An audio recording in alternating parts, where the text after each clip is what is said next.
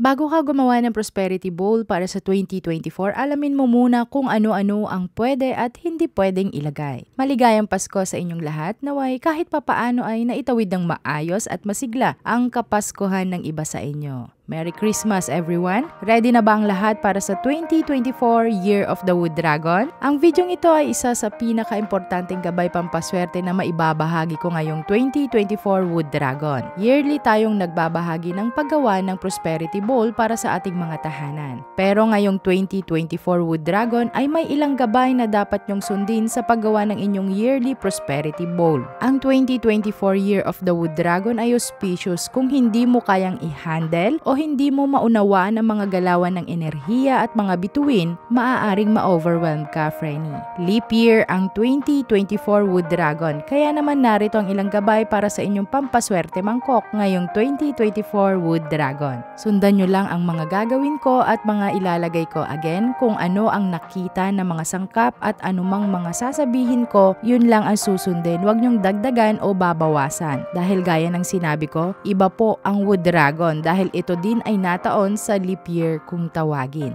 Mag-ready ka ng malaking mangkok o lagayan na pabilog. Mas malaki, mas maganda para mas maraming kaperahan ang papasok at opportunity ang mahihikayat sa iyong tahanan. Insensohan lahat ng gamit bago gamitin. Ang mga ipapakita kong sangkap ay nainsensohan ko na at may ritual akong mga ginawa bago gamitin sa videong ito. Pero para mas masundan nyo ng mas madali, ininsensuhan ko uli. Again, iinsensuhan nyo muna lahat-lahat lalo na ang mga mangkok na gagamitin nyo. Ginamit ko sa videong ito ang Catalina Incense ng Moment by Rian.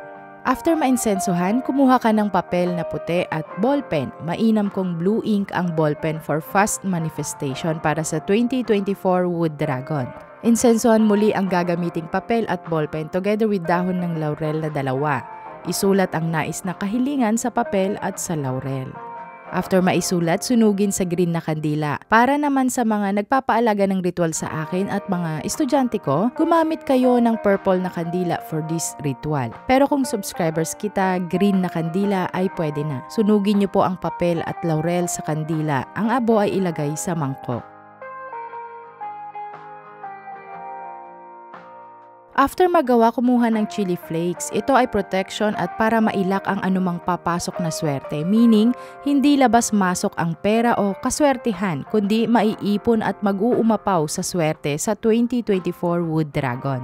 Ngayon naman, kumuha ng durog na basil leaves o laurel. Pag wala, pwede nyo durugin ang dahon ng laurel at ipaibabaw nyo ito ulit.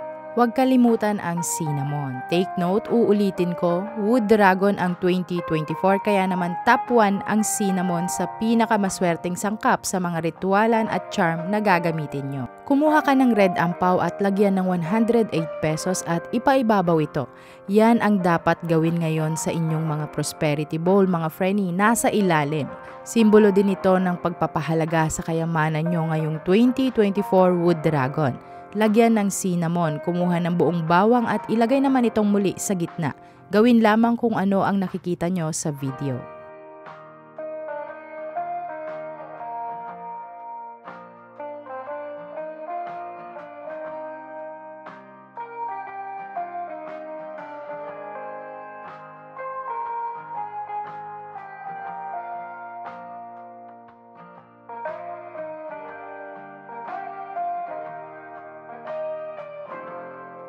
After that, maglagay ng bigas kahit isang takal lang. Again, lahat dapat ininsensohan. Huwag nyo rin kalilimutan ang sinabi kong cinnamon kanina dahil napaka-importante yan.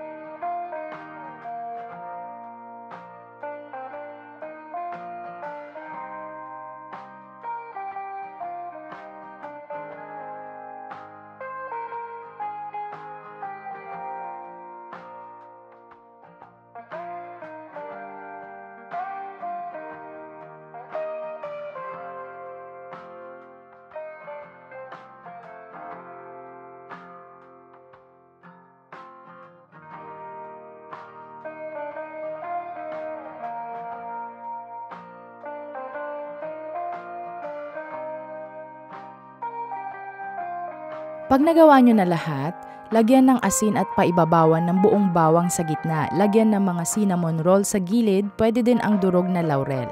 Huwag niyong kalilimutan ng 8 pesos sa ibabaw. Yun lang, huwag na pong dagdagan.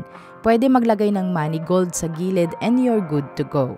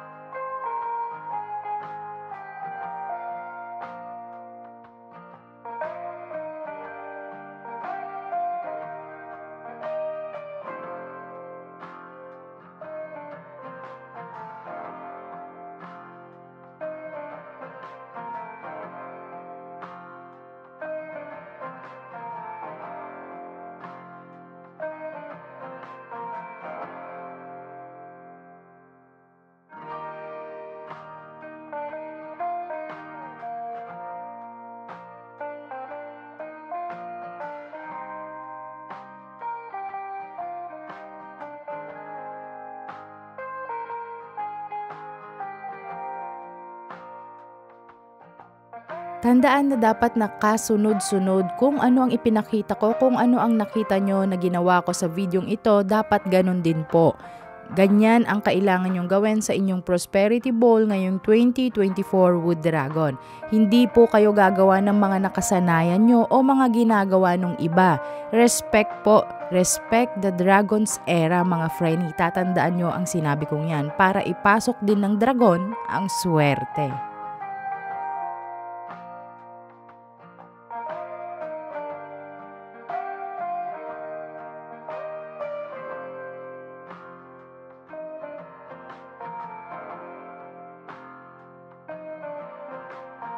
Yun lang, huwag kalimutan magdasal ng taimtim dahil yan ang pinakamabisang sandata sa lahat.